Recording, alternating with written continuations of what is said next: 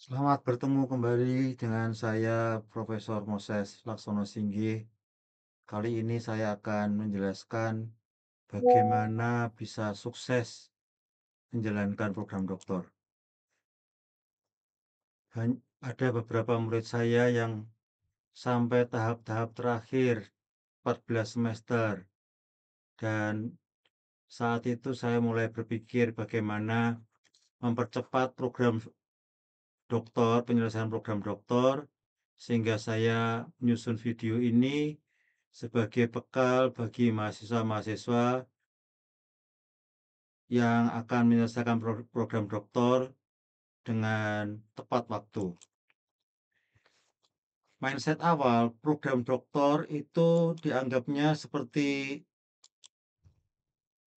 sprint, bukan lari cepat gitu ya. Saya tunda dulu nggak apa-apa. Nanti setelah itu saya akan lari cepat mengejar teman-teman nggak bisa. Karena program doktor itu diumpamakan seperti maraton intelektual. Kenapa tidak bisa sprint?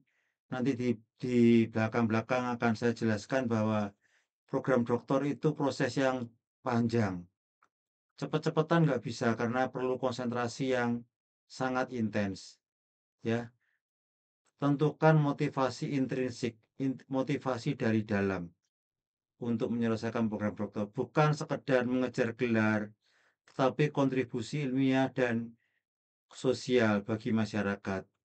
Ini, komitmen penuh waktu selama 5 semester atau 6 semester. Itu penuh waktu ya, penuh waktu artinya tidak bisa sekarang santai-santai lalu ngebut nggak bisa. Sangat penting untuk menjaga fokus dan kualitas. Sekali lagi, penuh waktu. Rancang roadmap. Semester 1 dan 2 membuat proposal lalu publikasi awal. Systematic literature review. Bisa dimasukkan ke international conference Scopus atau kalau baik bisa dimasukkan ke jurnal yang Scopus atau Web of Science. Semester 3 dan 4 pengumpulan dan analisis data. Tentunya kalau sudah selesai kualifikasi gitu ya. Semester 5 dan 6 konsentrasi di penulisan dan ujian-ujian disertasi. Ini bukan hanya di terakhir tetapi di awal-awal juga ada proses-proses untuk beberapa ujian disertasi yang awal. Gunakan milestone setiap semester sebagai indikator kemajuan. Beberapa program doktor mempunyai roadmap yang berbeda-beda, ya. Rancang roadmap bersama promotor. Ikuti yang dikatakan promotor, karena promotor itu sudah tahu jalannya akan kemana. Kalau mahasiswa mengikuti roadmap yang dibuat oleh promotor, maka jalannya akan lebih cepat. Manajemen waktu. Tentukan time block dan sesi kerja fokus. Istilahnya adalah deep work. Time block. Jam segini sampai jam segini saya akan bekerja. Eh, di ITS ada pencatatan terutama untuk mahasiswa yang mendapatkan beasiswa itu dicatat kehadirannya di ITS. Kemarin saya bimbingan dengan seluruh mahasiswa saya di Teknik Industri ITS dan ada seorang ibu yang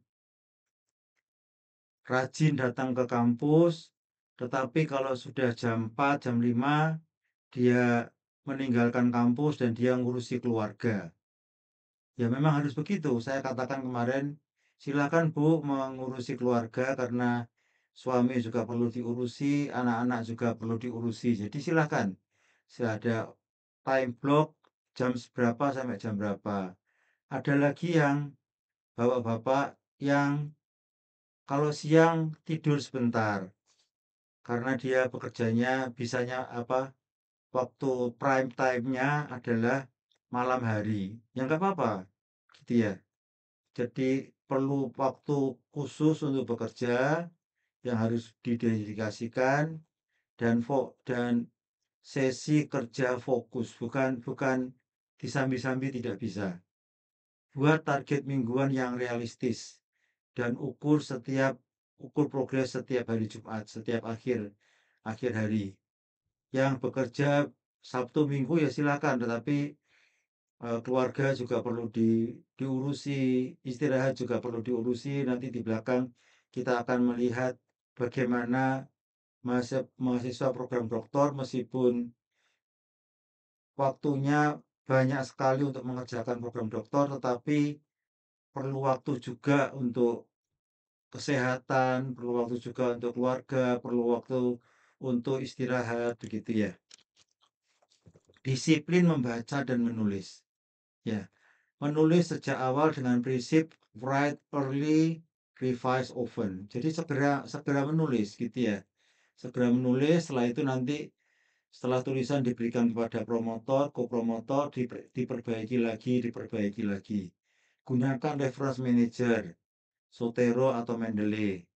Gunakan alat bantu penulisan. Saat-saat ini sudah banyak orang menggunakan eh, chat gitu ya, chat AI, eh, ChatGPT atau yang lain-lain banyak sekali. Ada Tinka.ai untuk ngecek grammar, ada Grammarly. Nah, sehingga pada saat kita menulis untuk paper, maka kita sudah terbantu. Semuanya ini saya gunakan, Bapak dan Ibu ya. Semua ini saya gunakan, Zotero saya gunakan, juga ChatGPT ini teman saya sekarang. Hampir setiap hari saya menggunakan ChatGPT. Demikian juga kalau mahasiswa saya akan mengirim ke conference atau terutama lebih-lebih ke jurnal, saya periksa dengan Grammarly. Oke, jadi ini orang yang serius gitu ya. Membaca membaca sekarang juga bukan, kemarin saya menjelaskan pada mahasiswa program doktor saya di teknik industri, saya mengatakan membaca itu bukan, saat ini bukan membaca teks jurnal, PDF-nya jurnal, bukan. Minta ChatGPT membacakan, ya. Setelah itu kita membaca tulisan atau ringkasan dari ChatGPT itu. Lalu kita cross check dengan beberapa hal, terutama di abstrak, kesimpulan, dan metodologi itu kita cek. Apakah ChatGPT atau yang lainnya, program AI yang lainnya itu menuliskan betul atau tidak. Kalau sudah betul, maka yang kita simpan adalah ringkasannya tadi. Jadi kita membaca pun sekarang bukan membaca membaca langsung jurnalnya, minta program-program AI ini membacakan, setelah itu program AI ini yang meringkaskan bagi kita, kita harus mengkonfirmasi apakah yang dikerjakan ini betul atau tidak. Demikian juga menulis. Menulis banyak program AI, ya, saya belum sempat membuat YouTube-nya, tetapi di YouTube banyak sekali YouTuber yang membuat video tentang bagaimana menulis dengan program AI. Tetap yang bertanggung jawab adalah penulis, tetapi program AI bisa membantu, gitu ya. Yang berikutnya, kolaborasi efektif sesama program doktor. Ya, membangun jaring sesama mahasiswa program doktor di dalam dan di luar kampus. Diskusikan ide, bukan saling menyontek ya, tetapi kita kita memberikan tulisan kita dan setelah itu menunjukkan tulisan kita, bukan transfer file ya. Diskusikan ide, metodologi kendala penelitian untuk memperkaya perspektif. Di teknik industri ITS, setiap 2 Jumat sekali ada yang dinamakan dengan seminar internal, di mana beberapa mahasiswa mempresentasikan dan teman-teman yang lain mendengarkan dan juga memberikan masukan. Itu sangat bagus supaya bisa saling memberikan ide. Ya, buatlah kelompok belajar atau reading group untuk saling mendukung. Ya, kemarin saya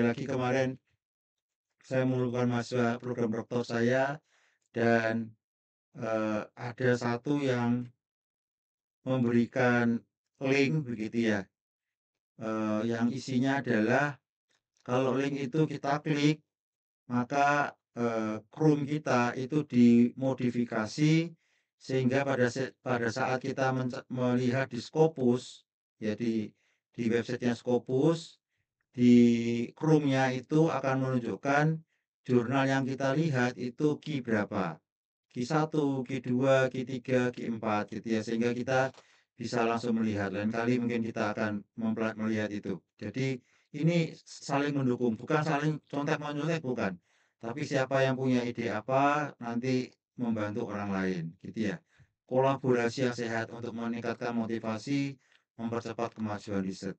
Saya mewajibkan mahasiswa saya yang terutama yang mendapatkan beasiswa untuk datang ke kampus supaya bisa bertemu, bisa saling mendukung.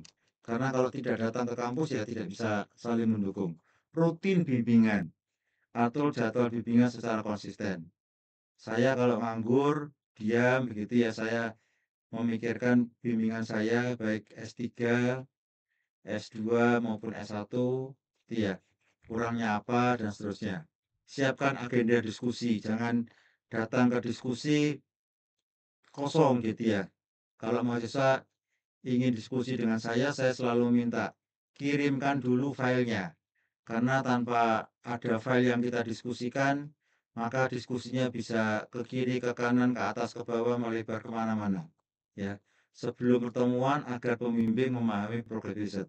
Gunakan catatan pembimbing untuk memantau riset atau keputusan penting. Ya, kalau mahasiswa memberikan filenya ke saya, ya, lalu setelah saya periksa di belakang nama file itu saya rename, di belakangnya saya tambahi MLS.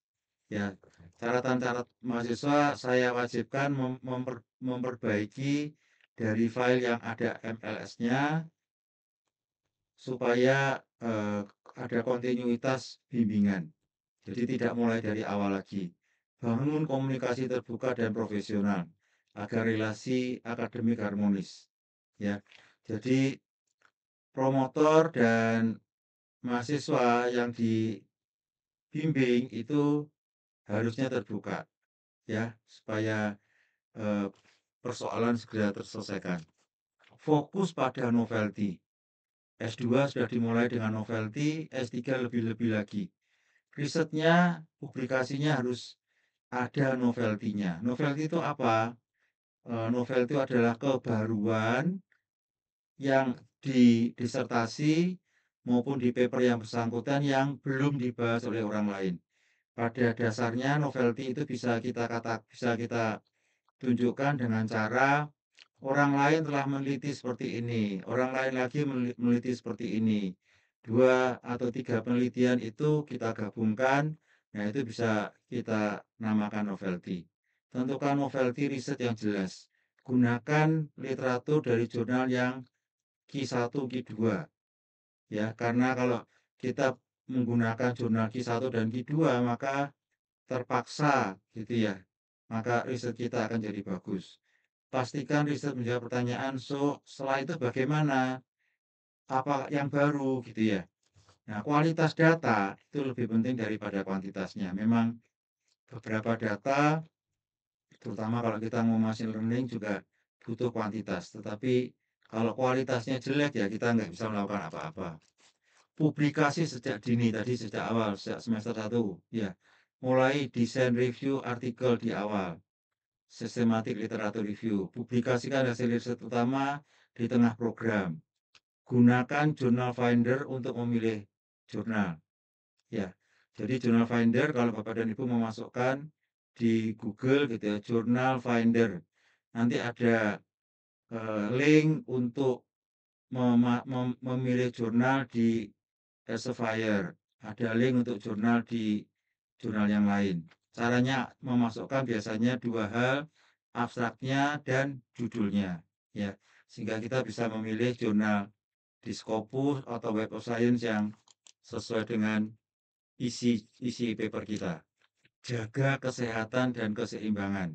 Ya, produktivitas tinggi butuh tubuh yang sehat dan pikiran yang tenang. Ya, atur waktu istirahat, olahraga yang rutin, makan yang bergizi supaya sehat. Kelola stres dengan prinsip healthy productivity.